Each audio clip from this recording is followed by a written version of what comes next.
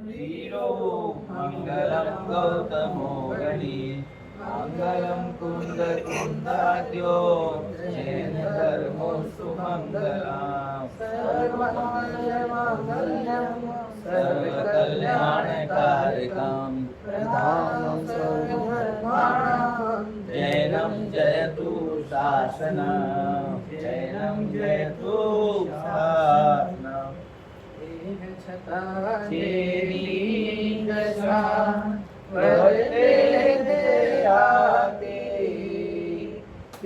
ज्ञानी ना चरण ओ वंदन अगणी ओ वंदन अगणी मंगल में मंगल करण वीतराग विज्ञान नमो ताहि जाते भये अरहंता विमान करि मंगल करियो महा ग्रंथ करण को कार जाते मिले समाज सब पावे निज पदरा पावे निज पदरा। अष्टानिका महापर्व का द्वितीय दिवस आचार्य कल्प पंडित प्रवर श्री टोडरमल जी के द्वारा विरचित मोक्ष मार्ग प्रकाशक नामक ग्रंथ पे अपनी चर्चा चल रही है।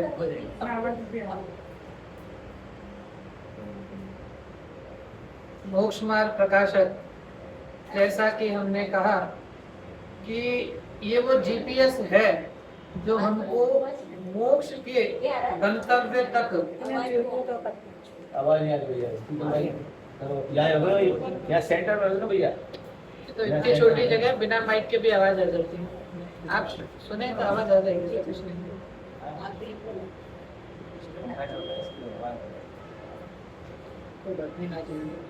हाँ, ये जो मोक्ष मार्ग प्रकाशक है, ये वास्तव में ऐसा जीपीएस है कि जहाँ हमने अपना गंतव्य नक्की किया कि हमें मोक्ष में जाना है, हमने उसमें फीड कर दिया कि हमें मोक्ष में जाना है, तो ये जो मार्ग है उस मार्ग को प्रकाशित करता हुआ हमें मोक्ष तक लेके जाने वाला ये ग्रंथ है।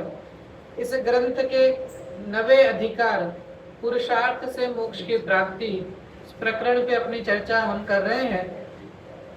प्रारंभिक विषय के प्रारंभ में प्रातः काल हमने प्रश्न पढ़ा था कि पंडित जी ने जो प्रश्न किया 5 समवायों की चर्चा करते हुए, 5 समवाय के नाम तो सबको ख्याल अब हो ही गए होंगे।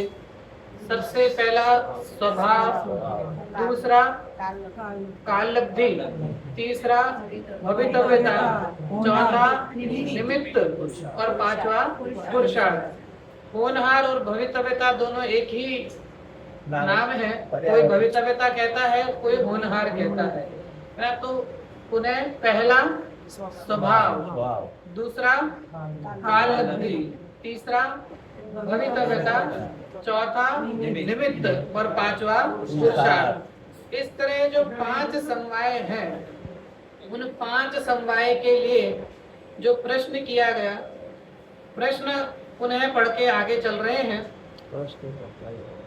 प्रश्न क्रमांक है 324, है ना। अब सभी अपने जो बुक मार्क होता है ना, बुक के अंदर ये जो धागा होता है, इसको वहां पर सेट कर लेना पुरुषार्थ से मोक्ष प्राप्ति में, क्योंकि अपन अभी 7 दिनों तक यही अपना प्रकरण आगे बढ़ेगा ना। तो यहाँ प्रश्न है 323, 24 नंबर का पेज है, पुरुषार्थ से ही मोक्ष प्राप्ति। यहाँ प्रश्न है कि मोक्ष का उपाय काल लब्धि आने पर भवितव्यता अनुसार बनता है या मोहादिक के उपशमादिक होने पर बनता है या अपने पुरुषार्थ से उद्यम करने पर बनता है, सो कहो।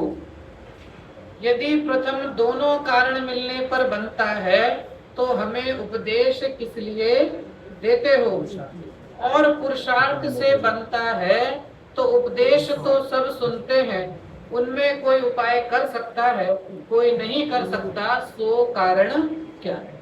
तो ये प्रश्न हमने प्रातःकाल देखा था कि जिसमें पंडित जी ने इन समवायों को रखते हुए शिष्य के द्वारा प्रश्न पूछा था। अब इसका जो समाधान है उस समाधान की विशेष रूप में चर्चा हमको करनी है कि समाधान में पंडित जी ने लिखा कि एक कार्य के होने में अनेक कारण मिलते हैं ना। एक जो कार्य है तो यहाँ कार्य कौन सा है, हमने जो नक्की किया ना, हमें जो गंतव्य स्थान पर पहुंचना है तो वो हमारा कार्य है। और उस कार्य के कारण सबसे पहले दिन हमने दो चीज देखी थी ना, एक कारण परमात्मा और एक कार्य परमात्मा ना। एक तो हो गया कार्य परमात्मा कि जो परिपूर्ण दशा को प्राप्त हो चुके हैं वो तो है कार्य परमात्मा, और जिस कारण के द्वारा वो कार्य की उत्पत्ति होती है वो कार्य परमात्मा। तो यहाँ कह रहे हैं कि एक कार्य के होने में अनेक कारण मिलते हैं, सो मोक्ष का उपाय बनता है ना। कोई भी एक कारण हो, जैसे गुरुदेव के समय में जो सबसे ज्यादा प्रश्न चलता था ना कि गाड़ी बिना पेट्रोल से गाड़ी चलती है, स्कूटर की गाड़ी। सबको ख्याल में ना, सबको प्रश्न सबको ख्याल में है कि गाड़ी, प्रश्न ये नहीं है कि गाड़ी पानी से चलती है कि नहीं चलती, समझ में। प्रश्न ये नहीं है कि गाड़ी पानी से चलती है कि नहीं चलती, प्रश्न ये है कि गाड़ी पेट्रोल से चलती है कि नहीं चलती। मतलब क्योंकि पानी से नहीं चलती है तो सबको ख्याल में है ना, ये तो सबको पता है कि पानी से नहीं चलती। लेकिन प्रश्न क्या है कि गाड़ी पेट्रोल से चलती है कि नहीं चलती। और कहें बाई रोटली बनाती है या कुम्हार दागिना बनाता है, ये प्रश्न नहीं है। कुम्हार दागिना बनाता है कि नहीं बनाता ये प्रश्न नहीं है। प्रश्न क्या है, सोनी दागिना बनाता है कि नहीं बनाता, ये प्रश्न है। ख्याल में प्रश्न, क्योंकि ये तो सबको पता है कि कुम्हार दागिना नहीं बनाता, दागिना कौन बनाता है, सुनार बनाता है। तो प्रश्न क्या है कि सुनार दागिना बनाता है कि नहीं बनाता, है ना। अब तो हम सीखे हुए हैं तो हम कह देंगे कि नहीं बनाता, है ना। तो फिर सुनार के पास क्यों जाते हो? अगर सुनार दागिना नहीं बनाता है तो सुनार के पास क्यों जाते हो, है ना। अगर गाड़ी पेट्रोल से नहीं चलती तो पेट्रोल पंप पे क्यों जाते हो, है ना। खड़ी रखो ना, क्यों जाते हो कि पेट्रोल खत्म हो गया, पेट्रोल भरवाने जाते हो, क्यों जाते हो। तो उन सब बातों का समाधान यहाँ पर कर रहे हैं। पंडित जी ने सबसे पहली पंक्ति लिखी, एक कार्य के होने में अनेक कारण मिलते हैं, है ना। वो सारे कार्य लगा लेना, आगे मोक्ष का तो आगे चर्चा है। सबसे पहले ये जो पंक्ति लिखी ना, एक कार्य के होने में अनेक कारण मिलते हैं, है ना। आपके पास ग्रंथ है ना, इसी में 2 पेज पीछे करिए,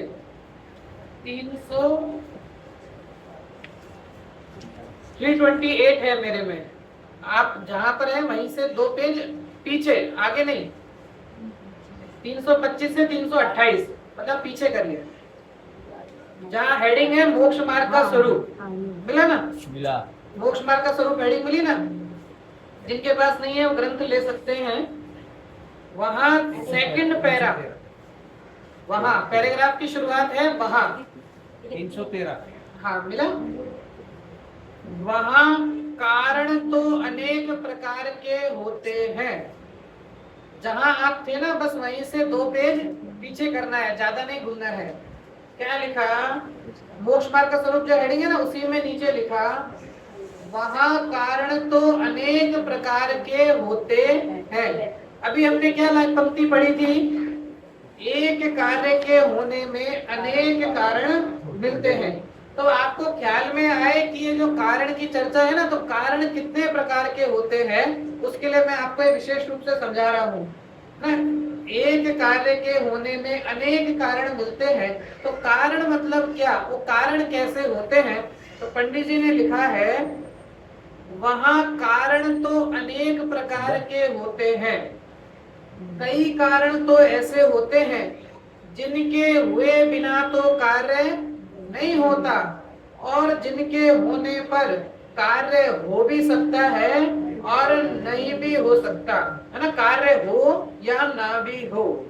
जैसे उदाहरण दिया, जैसे मुनिलिंग धारण किए बिना तो मोक्ष नहीं होता, परंतु मुनिलिंग धारण करने पर मोक्ष होता भी है और नहीं भी होता ना। जो अपन ने प्रकरण की लाइन उठाई थी ना, कि एक कार्य के होने में अनेक कारण मिलते हैं, तो वो कारण किस किस प्रकार के हैं, वो कारण पंडित जी यहाँ स्पष्ट कर रहे हैं। तो सबसे पहला कारण क्या बताया, कि कई कारण तो ऐसे होते हैं जिनके हुए बिना तो कार्य नहीं होता, लेकिन वो हो तो कार्य हो भी सकता है और नहीं भी हो सकता, मतलब गारंटी नहीं है, गारंटी नहीं है। तो उसमें उदाहरण दिया, जैसे मुनि दशा, कि मुनि दशा को धारण किए बिना मोक्ष नहीं होता है ना, ये तो नक्की है ना, 3 काल में बिना मुनि दशा को धारण किए मोक्ष नहीं होता। लेकिन मुनि दशा धारण हो तो मोक्ष हो भी सकता है और नहीं भी हो सकता है ना। तो पहला कारण तो ऐसा, तथा कितने ही कारण ऐसे हैं कि मुख्यतः तो जिनके होने पर कार्य होता है, परंतु किसी के बिना हुए भी कार्य सिद्धि होती है न। कई कारण ऐसे हैं जो कार्य में मुख्यतः तो दिखाई देते हैं, लेकिन किसी किसी के वो कार्य कारण नहीं हो तो भी कार्य की सिद्धि होती दिखाई देती है। समझ में आया ना, ऊपर से तो नहीं जा रहा है। नहीं, पंडित जी ने तो बहुत स्पष्ट भाषा में लिखा है ना, बहुत साधारण भाषा में लिखा है। क्या लिखा, एक कारण तो पहला, अभी दूसरा कारण बता रहे हैं कि कुछ कारण ऐसे होते हैं कि मुख्यतः तो जब भी कार्य सिद्ध होता है उनकी उपस्थिति देखी जाती है, लेकिन किसी किसी के बिना उनके हुए भी कार्य सिद्ध होता दिखाई देता है। जैसे अनशन आदिक बाह्य तप का साधन करने पर मुख्यतः मोक्ष प्राप्त करते हैं, परंतु भरत आदि के बाह्य तप किए बिना ही मोक्ष की प्राप्ति हुई है ना। राजमार्ग तो है, राजमार्ग तो यही है ना, कि पहले व्रत तप धारण करना है ना, चतुर्थ गुण स्थान से पंचम, पंचम से 7 छठवा, ऐसा गुण स्थान की श्रृंखला चलती है ना। पहला देश व्रत धारण करता है, फिर महाव्रत धारण करता है। तो परंपरा रूप में तो राजमार्ग तो यही है, लेकिन किन्हीं किन्हीं जीवों के ऐसा भी देखा जाता है कि अंतर मुहूर्त में ही बिना कोई व्रत तप धारण किए बिना जिनके केवल ज्ञान की और मोक्ष की प्राप्ति जिनको हो जाती है। तो कुछ कारण ऐसे हैं कि मुख्यतः तो होते हैं, लेकिन हो या नहीं हो तो भी कार्य की सिद्धि हो जाती है ना। तो 2 कारण हो गए। अब तीसरा, तथा कितने ही कारण ऐसे हैं जिनके होने पर कार्य सिद्धि होती ही होती है और जिनके ना होने पर सर्वथा कार्य सिद्धि नहीं होती है ना। क्या कहा, कितने ही कारण ऐसे हैं कि जो हो तो कार्य सिद्धि होती ही होती है, और यदि वो नहीं हो तो कार्य सिद्धि भी होती नहीं है। जैसे सम्यक दर्शन ज्ञान चारित्र की एकता होने पर तो मोक्ष होता है, होता ही होता है ना। एकता होने पर तो मोक्ष होता है और उनके ना होने पर सर्वथा मोक्ष नहीं होता है ना। अब इसको आपको कारण को घटित करना है कि सबसे पहला मान लो मुनि दशा तो है, लेकिन सम्यक दर्शन ज्ञान चरित्र नहीं है, तो मोक्ष होगा नहीं है ना। सम्यक दर्शन ज्ञान चरित्र मतलब नियामक कारण, उस कार्य का कंपलसरी कारण जो है ना, इसका जो कंपलसरी जो कारण है, नियामक जो कारण है, वो कारण है क्या, थोड़ा डायरेक्शन बदल रहे हैं, मतलब जो कंपलसरी कारण है ना, वो कैसा है कि जब भी मोक्ष होगा, जब भी इस जीव का मोक्ष होगा, तो नियम से उस जीव के सम्यक दर्शन ज्ञान चरित्र की एकता दिखाई देगी ही देगी। ऐसा नहीं है कि उस जीव के अभी सम्यक दर्शन का तो ठिकाना नहीं है और उसके मोक्ष हो जाए, है ना। अभी तो सम्यक दर्शन का भी ठिकाना नहीं, और अभी ऐसा माने कि मुझे तो मोक्ष हो जाए, है ना। सरल काम है ना मोक्ष जाना, तो सबसे सरल काम है। कहते हैं ना मोक्ष जाना इस संसार का सबसे सरल कार्य है। सरल है कि नहीं है? कुछ नहीं करना, और क्या सबसे सरल काम है ना। बाकी बाहर के जितने भी कार्य हैं उनमें आपको कुछ ना कुछ तो करना पड़ेगा ना। जैसे ये उदाहरण तो सबसे प्रचलित है, चाय बनाने, हाँ, है ना। जिसको जो लेना है, मूंगफली सेकनी है, चना सेकना है, चाय बनानी है, जो बनाना है, आपके सब कार्य के लिए आपको किसी न किसी अवलंबन की आवश्यकता होगी ही होगी, है ना। मान लो चाय बनानी है ना, आपको सिलेंडर चाहिए, दूध चाहिए, केतली चाहिए, सिलेंडर के उसमें गैस चाहिए, है ना, पाइप की लाइट चालू होनी चाहिए, जितनी भी चीज चाहिए, है ना, इतनी सारी। लेकिन मोक्ष जाना है तो, है ना, वर्तमान युग में कितने उदाहरण भरे कि जीव का जब पलटा होता है ना, तो एक समय, है ना, एक समय में जीव पलट करके उसकी दशा ऐसी परिवर्तित हो जाती है ना। आप सबने अगर कामी कीचक की कथा सुनी हो ना, कीचक की जो कथा आती है ना, इसके लिए कहते हैं भैया चारों अनुयोग पढ़ना चाहिए। ऐसा नहीं है कि हम मात्र द्रव्यानुयोग पढ़ करके अपने को चौड़ा मान रहे हैं, ऐसा नहीं है। सारे कहते ना, गाय जो होती ना, गाय के हर थन में दूध होता है, गाय के हर थन में दूध होता है, लेकिन दूध निकालने की कला आनी चाहिए। आपको दूध निकालने की कला नहीं आती है और आप गाय के पास जाकर खड़े हो जाओ तो वो आपको लात मार के भगा देगी, है ना, जब तक आपको दूध निकालने की कला नहीं आती हो।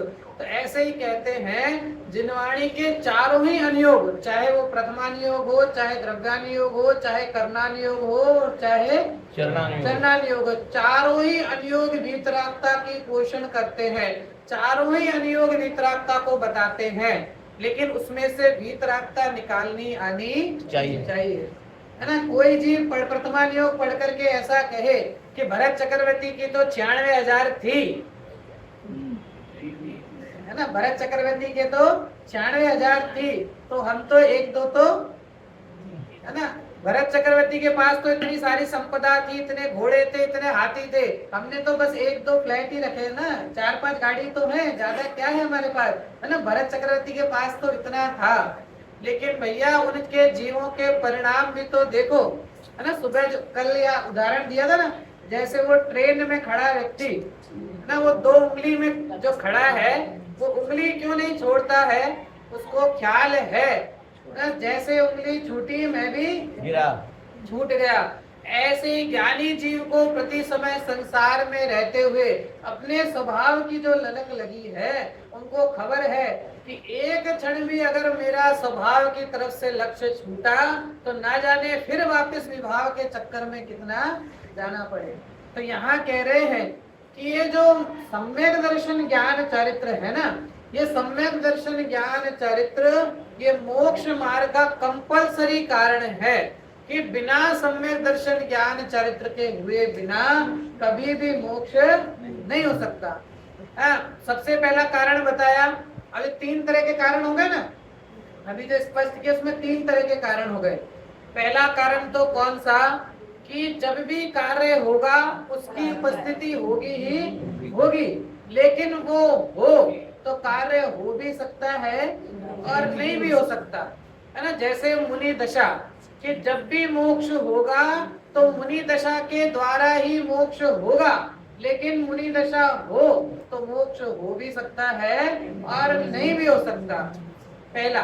दूसरा कारण बताया कि मुख्यतः तो जब भी कार्य होता है तो प्रकट रूप में वो कारण भी दिखाई देते हैं, लेकिन वो कारण नहीं हो तो भी कार्य सिद्धि हो जाती है, जैसे बाह्य के व्रत तप संयम आदि के भाव।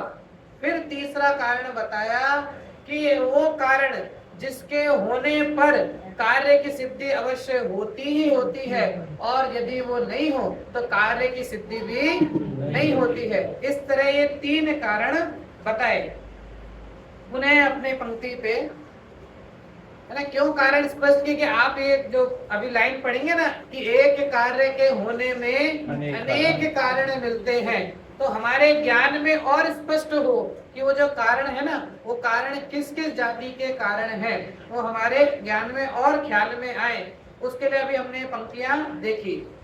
अब आगे, है ना, एक कार्य के होने में मिला ना, वापस से 324 नंबर टॉपिक पे, एक कार्य के होने में अनेक कारण मिलते हैं, सो मोक्ष का उपाय बनता है। मोक्ष के उपाय की चर्चा चल रही है ना, खोज किसको रहे हैं? मोक्ष को खोज रहे हैं। उदाहरण आता है ना कि जैसे एक अंधा पुरुष नगरी में प्रवेश करना चाहता है ना, एक अंधा पुरुष नगरी में प्रवेश करना चाहता है, और वो नगरी कैसी है, उस नगरी का परकोटा कैसा है? ऐसा गोल परकोटा बना हुआ है, और बीच में एक गेट है ना। पहले होता है ना, जैसे राजा पूरा नगर के चारों साइड क्या बना देते थे? परकोटा बना देते थे ना। परकोटा मतलब बड़ी बड़ी दीवारें, उस नगरी को रक्षा करने के लिए बड़ी बड़ी दीवारें, और उसके कोट, उसके बीच में एक गेट होता था। अब वो अंधा पुरुष, है ना, उस नगरी के अंदर प्रवेश करना चाहता है। किसी व्यक्ति ने बताया कि कैसे प्रवेश करना। एक हाथ में लकड़ी पकड़ी हुई है कि तू इस दीवार पे हाथ रखकर चलता जा, जहां पे दीवार खत्म होगी वहां पर तू अंदर प्रवेश कर जाना, है ना। दीवार पे एक हाथ में लकड़ी है, दीवार पे हाथ रखकर चलता जा, जहां पे दीवार खाली हो, मतलब वो गेट है, तो अंदर प्रवेश कर जाना। अब वो व्यक्ति आगे बढ़ता जाता है, और जैसे ही गेट आता है ना, गुरुदेव कहते ना, माता खंजाड़ो, है ना, सिर को खुजालने लगता है ना। जैसे ही एक हाथ में तो लकड़ी पकड़ी है, अब जैसे ही गेट आया उसी समय सिर को खुजालने लगता है, और वो गेट निकल जाता है, और वापस से वो इस परकोटे में चक्कर काटता रहता है। तो वो अंधा पुरुष कौन है? हम ही है, और कौन है भैया? वो अंधा पुरुष कौन है ना। अभी तो हम तो कह रहे हैं हम हैं, नहीं तो ना आप हैं, है ना। अंधा पुरुष कौन है? होगा कोई, है ना, खबर किसको? अरे वो अंधा पुरुष कौन है? मैं स्वयं हूँ। क्यों? मैं तो अनादि का हूँ ना। अनादि से मैं अपने घर का रास्ता खोज रहा हूँ, है ना। अनादि काल से मैं अपने घर का रास्ता खोज रहा हूँ, और ज्ञानी जीवों ने बताया, वो मार्ग बताया ना, ज्ञानी जीवों ने मार्ग बता दिया कि तू इस मार्ग पे चलेगा तो तुझे तेरा निज घर मिल जाएगा। लेकिन जैसे जैसे आगे बढ़ता है ना, वैसे वैसे भाई के साधन, जैसे वो ना सर खुजाता है, वैसे वैसे ही संयोगों में, बाहर के साधनों में ऐसा रचपच जाता है कि अपना जो वास्तविक कार्य था उस कार्य को तो भूल जाता है। अपने राजन जी पंडित जी है ना, वो जो भजन गाते हैं ना, भूल कर अपना घर जाने कितनों के घर तुझको जाना पड़ा। क्या गलती हो गई? क्या गलती हो गई हमसे?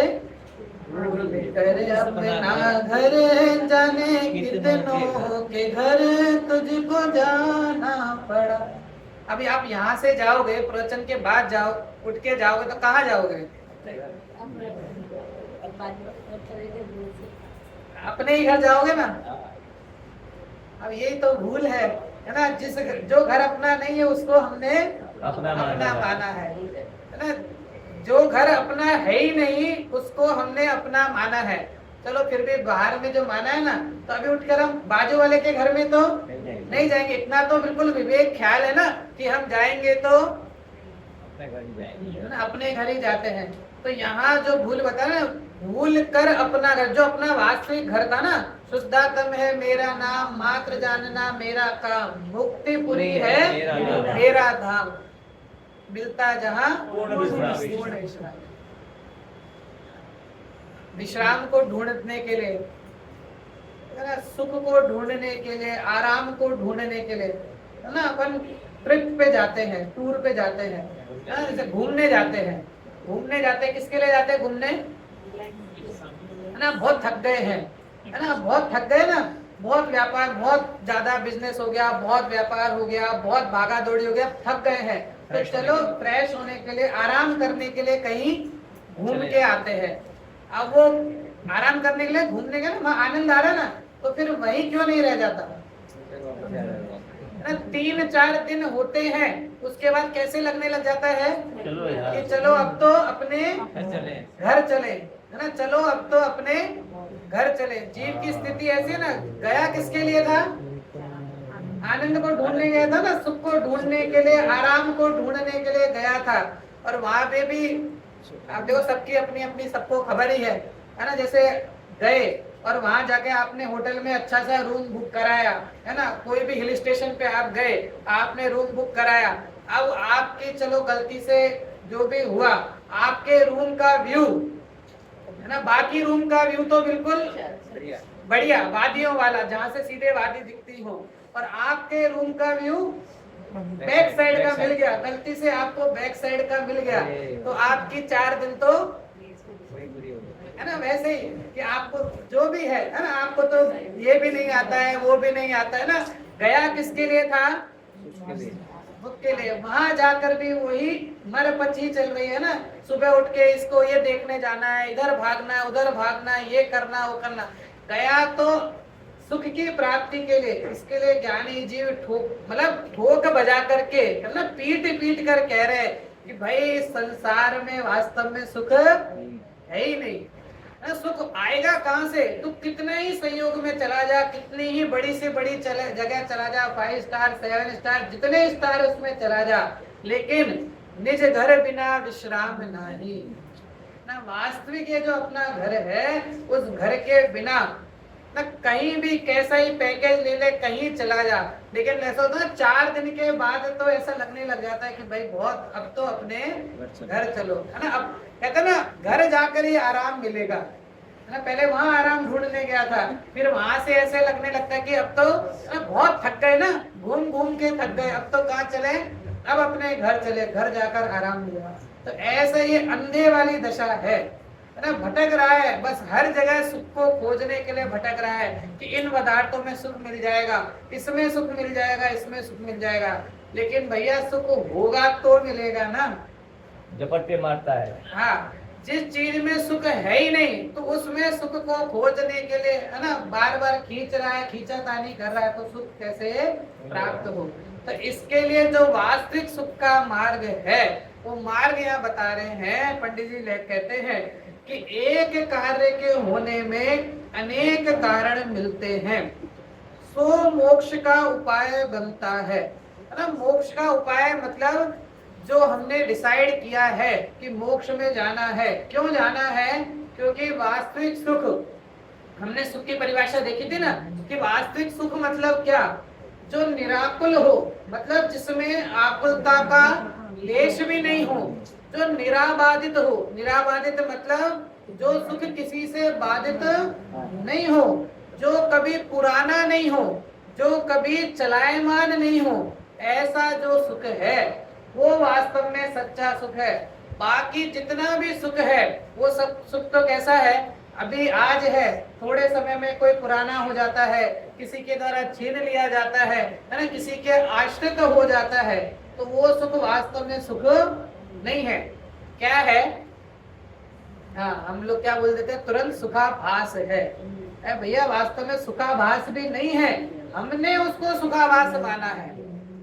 वास्तव में वो सुखाभास भी नहीं है, लेकिन हमने, है ना, जीव की ऐसी टेव ऐसी पड़ी हुई है ना, ऐसी गंदी आदत पड़ी हुई है कि उसे दुख को देने वाली चीजों को ही, है ना, जैसे बुखार हुआ, हमको बुखार हुआ, है ना, कल 104 था, आज 102 हुआ, तो अच्छा हुआ कि बुरा हुआ?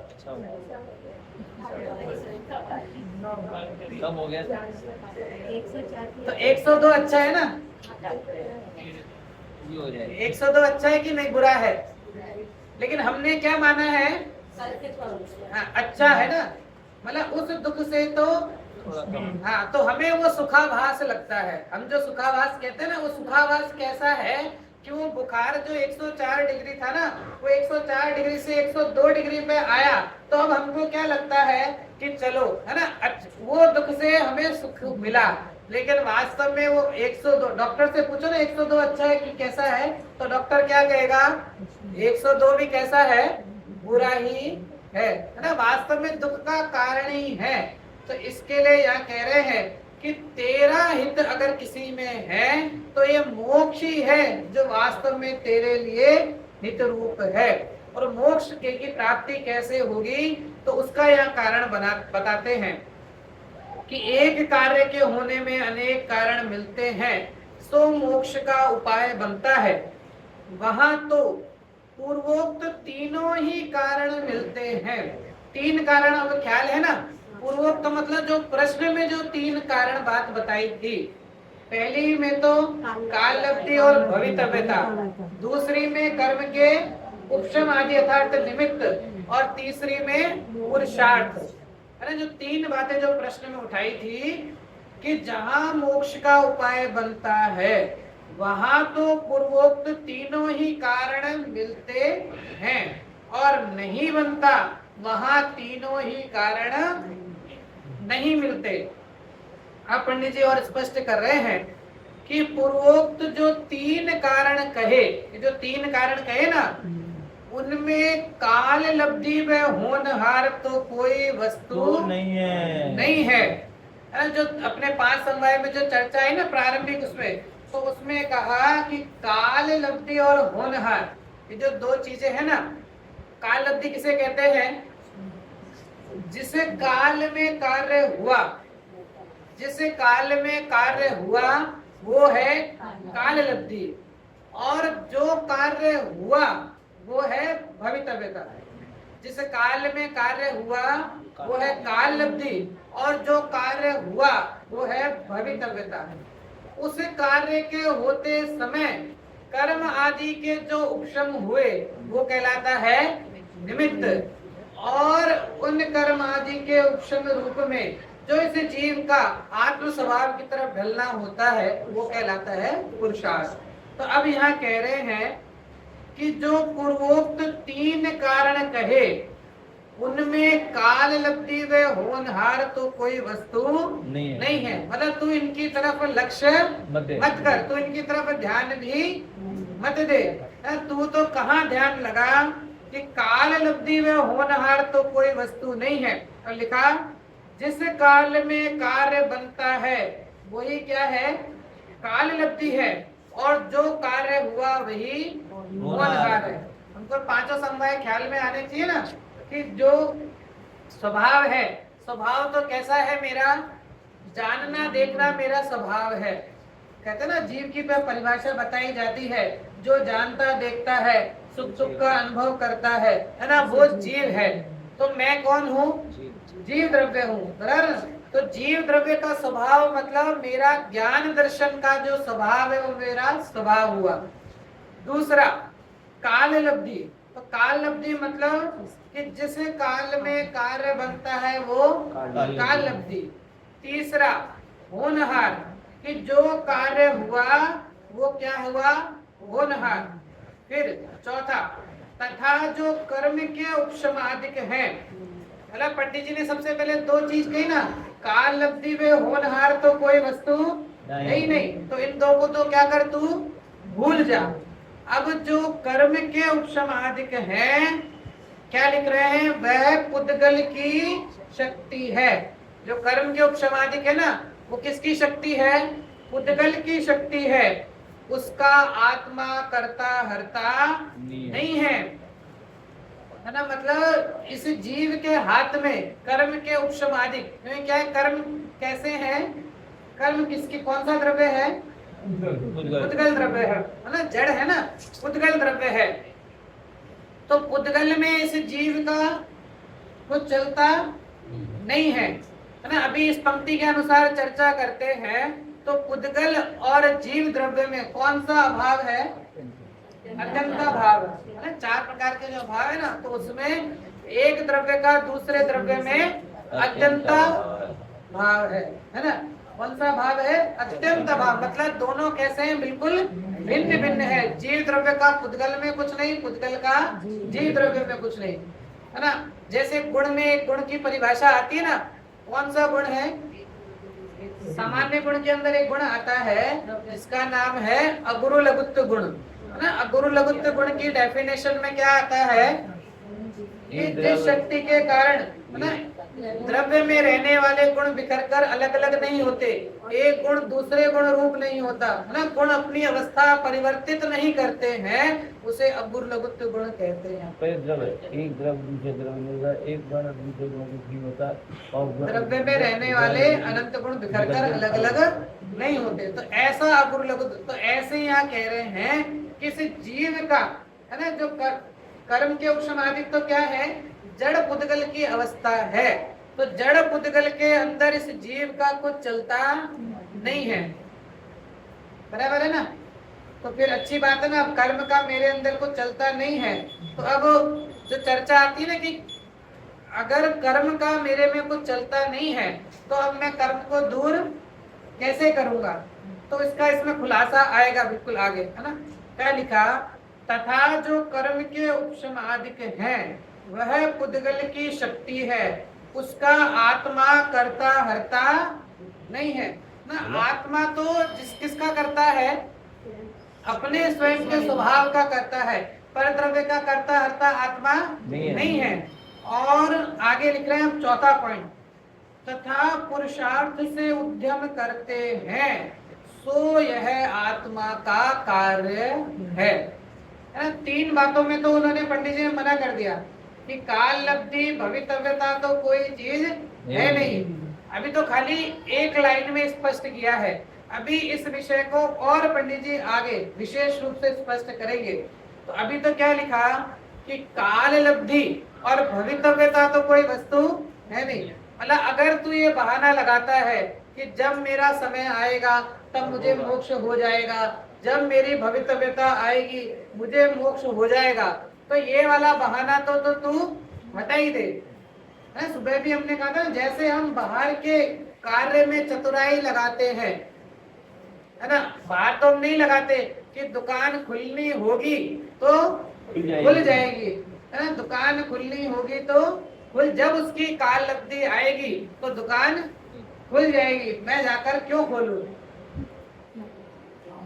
अब ऐसे किसी ने कहा कि ठीक है, आप बोलते हैं ना काल लब्धि और भविष्य, तो ठीक है आज मैं दुकान खोलने नहीं जाऊंगा, है ना, आज मैं दुकान नहीं खोलूंगा। तो बैठा रहा 12 बज गए, सुबह दुकान खोलने का टाइम ना 9:30 10 का, बैठा है कि आज तो मैं दुकान खोलने नहीं, जब काल लब्धि होगी ना, होगी तो अपने आप खुल जाएगी, मैं तो खोलने नहीं जाऊंगा। अब 9:30 के 10 हो गए, 11 हो गए, 12 हो गए, 1 बज गए, 2 बज गए, खाना वाना सब हो गया। वो बैठे बैठे सोच रहा है, फिर बोलता है अब तो ठीक है चलो अब जाकर मैं दुकान खोल लेता, है ना। तो अब उसको ज्ञानी जी समझा रहे कि भाई यही क्रमबद्ध है ना, वो काल लब्धि वो ही समय तेरे उस समय दुकान के खुलने की काल लब्धि आज की उस समय की थी, इसके लिए तेरे वैसे परिणाम हुए कि मैं आज दुकान नहीं खोल पा, है ना। ये बिल्कुल वस्तु व्यवस्था का ऐसा सहज परिणमन है ना, वो हमको ख्याल ही नहीं आता। सहजता है ना, बिल्कुल सहज परिणमन है। तुझे तो लग रहा है कि मैं कर रहा हूँ, लेकिन सब कुछ क्रमबद्ध है ना, होता स्वयं जगत परिणाम, मैं जग का करता क्या काम ना। और बोल तो रहा है कि मैं जग का करता क्या काम, और पूरे संसार का बोझा अपने सर पे लेके घूम रहा है, बैठा है, जैसे मैं, है ना। हम कहते हैं ना, हमने बच्चों को बड़ा कर दिया, है ना। आपके जो भी किसी का जो बच्चा है ना, जैसे 20 साल का है, 22 साल का है, हमने बच्चे को, है ना, हमने इतना बड़ा कर दिया, हमने सब कुछ कर दिया, कहते ना कितने साल में बड़ा कर दिया, है ना। अगर 20 साल में तुमने 20 साल का किया तो तुमने क्या किया, है ना। जो बोझा लेके सर पे बैठे हैं ना, घर को चलाने वाला कौन है? मैं हूँ। हम एक दिन खाना नहीं बनाए तो खाना जिसकी सब तरह अपने अपने ऊपर घटित करना, जिसने जिस जाति का बोझा अपने सिर पे डाल रखा है ना, उस जाति का बोझा कि मैं, है ना, दुकान चलाने वाला कौन है, मैं हूँ, है ना। आश्चर्य तो जब होता है जब 80-80 साल 70-70 साल की अवस्था होने के बाद भी, है ना, जीव का दुकान धंधा छूटता नहीं है ना। हम जाते हैं तो दुकान पे ग्राहकी, है ना, एक दिन मैं दुकान पे नहीं जाऊं तो ग्राहक, है ना, हमारी शक्ल देख करके ग्राहक ऐसे ऐसे मतलब बातें बताते हैं। इतना मतलब कहते ना 60-70 साल की उम्र होने के बाद भी जीव का अगर, है ना, एक तो गवर्नमेंट सर्वेंट भी 60 साल में रिटायर हो जाता है, लेकिन ये तो प्राइवेट वालों की जिंदगी है ना, नरक।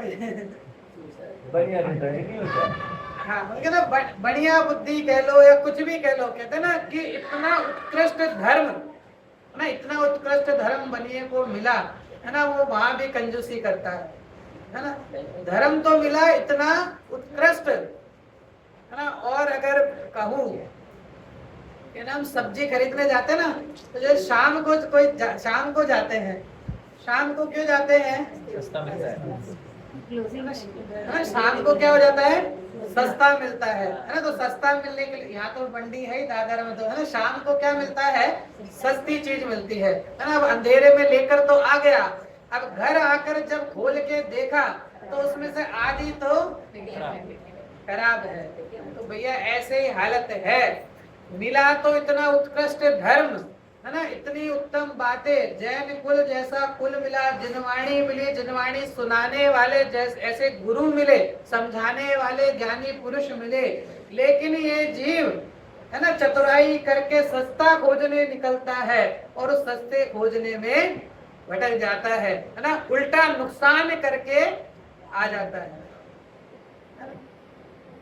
गया तो किसके लिए था, हित अपना, इसमें पंडित जी ने पीछे लिखा है कि अपने हित करने के लिए जाता है, लेकिन वो कुदेव कुगुरु, जब कुगुरु कुदेव की चर्चा है ना, वहां पे पंडित जी ने लिखा है कि चाहता तो अपना हित करना है, लेकिन वहां पर वो ऐसा उपल करते हैं कि उल्टा निकला तो हित करने के लिए था, उल्टा तेरा बुरा ही होता है।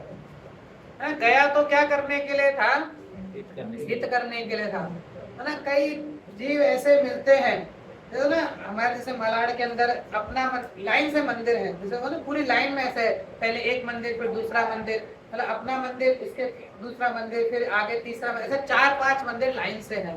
तो ऐसे कई जीव ऐसे जाते हुए मिलते हैं कि भैया हम तो सबको राजी रखते हैं। हाँ, सबके सामने अपने क्या है, अपने तो सर ही झुकाना है ना, अपने क्या फर्क पड़ रहा है, अपन तो सर झुकाते हुए निकल जाते हैं, हम कुछ नहीं करते, खाली अपन तो सर झुकाकर चले जाते हैं। भैया बहुत विचारना, ये धर्म मिला ना ऐसे नहीं मिला है, ये जो सर मिला ना ये नारियल नहीं है, गड़ा हुआ। हाँ, ये नारियल नहीं है कि कहीं भी फोड़ दिया नहीं, ये तो उत्कृष्ट ज्ञान भंडार मिला है। तो ना हमको अभी अपने धर्म की महिमा ही नहीं है सच्ची, अगर सच्ची महिमा आ जाए तो बाहर का जितना भी है ना वो सब छूट जाए।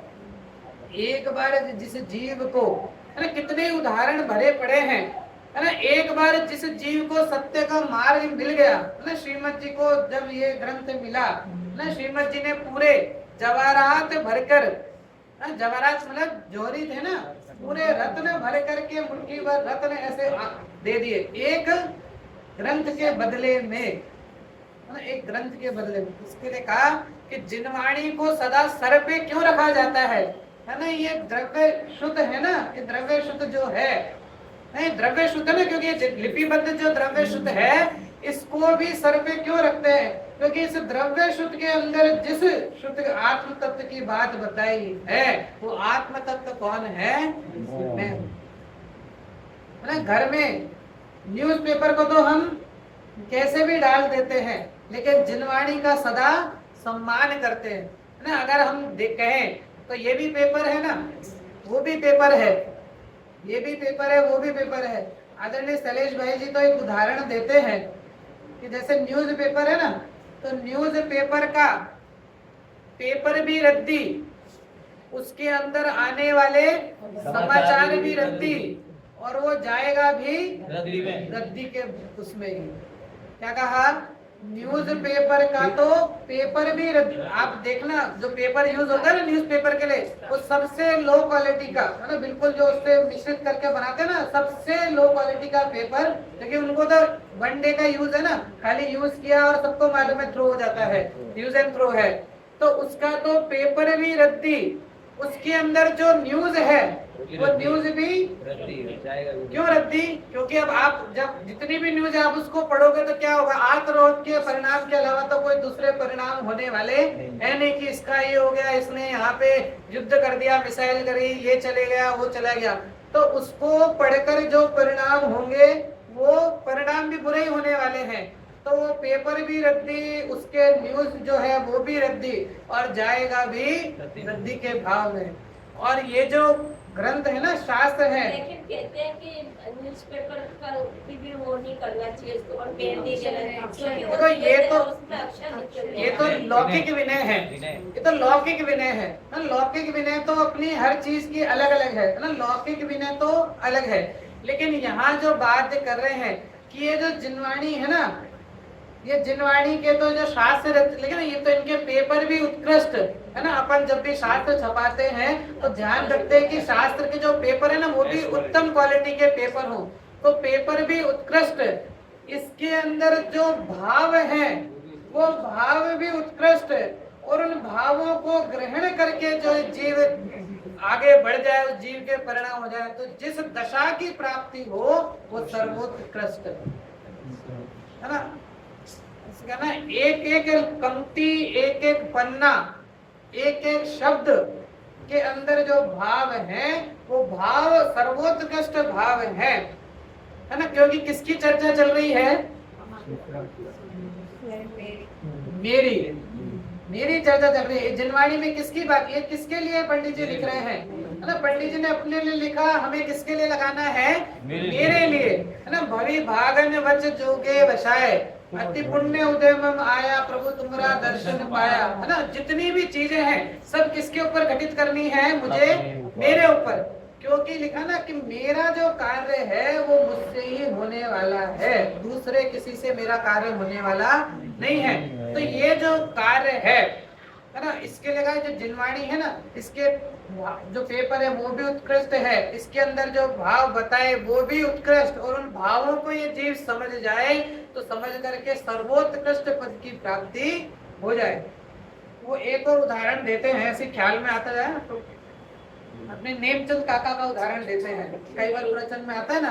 दादर के ही है। अच्छा, दादर के ही है क्या? अरे चलो, मतलब कितना जितने मानपुर से सब दादर में आते हैं। आपके वो जो अनंत भाई जी है ना, वो भी दादर में आते हैं। हाँ हाँ, तो वो उदाहरण देते हैं उनका कि नेमचंद काका तो ऐसा कहते हैं कि जैसे प्रातः काल ना, सुबह सुबह, पहले लोगों, अभी भी होगी, पहले लोगों को आदत होती ना कि घर के अंदर जब तक न्यूज़पेपर नहीं आए तब तक शुरुआत सुबह की नहीं होती है ना। सवार सवार ना पोरमा है ना, घर के गेट पे इधर से उधर पागल है ना, कुतरानी जेम यहाँ थी यहाँ आटो मारे छे ना, पागल कुत्ते की तरह इधर, जैसे पागल कुत्ता होता है ना, वो पागल कुत्ता क्या करता है? इधर से उधर भागता है, उसका कुछ वो नहीं, बस इधर से उधर भाग रहा है। ऐसे सुबह सुबह के समय पागल कुत्ते की तरह इधर से उधर है ना, बार बार गेट पर जाकर देखता है कि पेपर, हाँ, छापा आया कि नहीं आया, पेपर आया कि नहीं आया। लेकिन सवार ना पोरमा, हाँ, जिनवाणी हाथ में लेवाना भाव आता नहीं है ना। कैसी जीव की दरिद्र अवस्था है। सुबह सुबह के ब्रह्म मुहूर्त में जिनवाणी हाथ में लेने के भाव नहीं आते हैं, वो न्यूज़पेपर को लेकर के इतना व्याकुलित होता है, तो भैया समझना अभी दिल्ली बहुत दूर है, दूर नहीं बहुत दूर है ना। अभी तो बहुत कार्य बाकी है ना। ये जो रुचि जो है ना, अभी जो हमारी रुचि हुई है, उस रुचि को वास्तविक दिशा देना अभी बाकी है। रुचि तो है, अगर रुचि नहीं होती तो हम यहाँ बैठे ही नहीं होते। सही बात है ना। रुचि ऐसा नहीं है कि हमारी रुचि नहीं है, रुचि तो है, रुचि अनुसार हम यहाँ बैठे हैं, लेकिन अब उस रुचि को वास्तविक दिशा देने की आवश्यकता है। नहीं तो कितना समय चला गया है ना, केवली के आंगन भी रह गए हो। ऐसा नहीं है कि हम समूह शरण में नहीं गए। सही बात। यहाँ तो क्या, हम तो जो भी अपन 1 घंटा सुन रहे हैं वो तो चलो, समूह शरण में जाकर तो कितने समय, है ना, 4-4 बार, है ना, 6-6 घड़ी जो दिव्य ध्वनि कीर्ति है, और जीव चातक की तरह, चातक पक्षी होता है ना, चातक पक्षी मतलब जो स्वाति, जिसने हिंदी पढ़ी होगी उसको ख्याल होगा, स्वाति नक्षत्र की जो बूंद गिरती है उसको ग्रहण करने के लिए वो चातक की तरह, चातक पक्षी टकटकी लगा करके, है ना, उसको देखता है। तो ऐसे कहते हैं भगवान जब समोषण में बैठ करके आपकी दिव्य ध्वनि खिरती है तो गणधर जैसे 4-4 ज्ञान के धारी जीव भी चातक की पक्षी की तरह टकटकी लगाकर आपको देखते हैं, आपकी वाणी का आनंद लेते हैं ना। क्या दशा, अभी तो हमारा क्या ज्ञान है ना, अभी तो कितने ज्ञान है हमारे, 5 में से कितने हैं? 3 वाले भी बैठे हैं दादर में, है ना, सब महापुरुष रहते हैं तो कोई 3 वाला नहीं बैठा। कोई बात नहीं। कितने ज्ञान वाले हैं अभी हम? 2 हैं, मति और शुद्ध। ये तो स्वाभाविक है, 2 ज्ञान तो स्वाभाविक रूप में है, मति और शुद्ध, है ना। तो हमें तो 2 ज्ञान है, तो भी 2 ज्ञान वाले भी, अब जैसे, है ना, 1 घंटे का समय है, अब 1 घंटे से अपन थोड़ा सा ऊपर चले जाए, है ना, होता ना, थोड़ा ऊपर चले गए या कुछ, तो ऐसा लगने लग जाता है। अब कह तो सकते नहीं, अंदर से कैसा लगता है, इनके पास तो काम नहीं है, ये तो बैठे हैं सुनाने के लिए, है ना। हमें तो अभी घर जा करके पूरा काम करना है ना, घर का काम बाकी है, सुबह ये करना है वो करना है, ये तो सुना रहे हैं 1 घंटे से ऊपर। तो कैसा जीव, है ना, कभी ऐसा होगा उनको ध्यान, प्रवचनकार को ध्यान में नहीं आएगा तो खुद बार बार घड़ी देखेगा कि उसको ख्याल में आए। हमको 1 घंटे में भी कितने परिणाम हमारे परिवर्तित होते हैं, और वहां कह रहे हैं कि भगवान जब आपकी दिव्य ध्वनि खिरती है तो 4-4 ज्ञान के धारी जीव भी टकटकी लगाकर आपको ना बिना पलक झपकाए आपको चातक की तरह निहारते हैं। मेंढे की माफक। क्यों निहारते हैं? क्यों निहारते? जब दिव्य ध्वनि खिरती है इसके लिए क्यों निहारते हैं? कि ये जो दिव्य ध्वनि खिल रही है ना, इसमें जिसकी चर्चा आ रही है वो तत्व कौन है? मैं हूँ ना। अपनी बात समझ करके उसको, जब जीव को अपना कार्य लगता है ना, तब उसको वास्तव में अपनी रुचि लगती है ना। आपके घर में शादी हो ना, आपके घर में लड़की की शादी हो ना, कैसे 2 रात से सोया नहीं हो तो भी अगर आप उससे पूछ लो कि भैया थक तो नहीं गए, नहीं कुछ नहीं, जब तक शादी खत्म नहीं होती है तब तक कोई थकावट नहीं लगती ना। 2 रात से जगा हुआ, बिल्कुल भाग रहा है, दौड़ रहा है, इधर से उधर, बिल्कुल हालत कुछ खबर नहीं, लेकिन फिर भी आप बोलो कि थक गए, नहीं थके, है ना। क्यों? क्योंकि वो उसको अपना कार्य लगता है। वो जो कार्य है ना, अपनी बेटी की शादी, वो उसको क्या लग रहा है?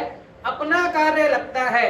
तो उसी तरह जब ये आत्म अनुभव जीव को अपना कार्य लगेगा, तब वास्तव में ये जो वास्तविक दशा है ना, जो सुगानी जी वाली जो बात कही है ना, जब इस जीव को कार्य अपना कार्य लगता है ना, यहाँ पे सम्यक सन्मुख मिथ्या दृष्टि की जब चर्चा आती है ना, तो सम्यक सन्मुख मिथ्या दृष्टि के प्रकरण में लिखा कि वो आत्म अनुभव को अपना कार्य समझ करके करता है, चाहे कुछ घड़ी के लिए छूट भी जाए, लेकिन पुनः वापस से सम्यक को धारण कर लेता है, क्योंकि उसे वो क्या लगता है? अपना कार्य लगता है, ऐसा आनंद का अनुभव होता है।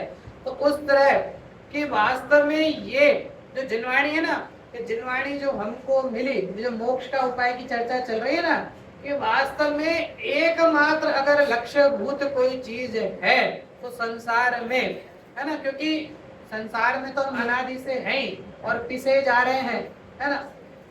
एक हिंदी का बहुत अच्छा पंक्ति आती है कबीर जी की, आप सबने सुनी भी होगी, है ना। कबीर जी एक बार, कबीर का नाम तो सबने सुना ही होगा हिंदी साहित्य में।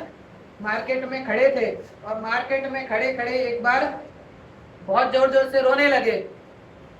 अब रोने लगे, ज्ञानी थे, विद्वान थे, तो रोने लगे तो बाकी लोगों को लगा कि भाई क्या हो गया, आधे लोगों को लगा ये तो हाँ दिमाग खराब हो गया या ऐसा हो गया, रोते लगे, फिर रोते रोते ही एकदम से जोर जोर से हंसने लगे।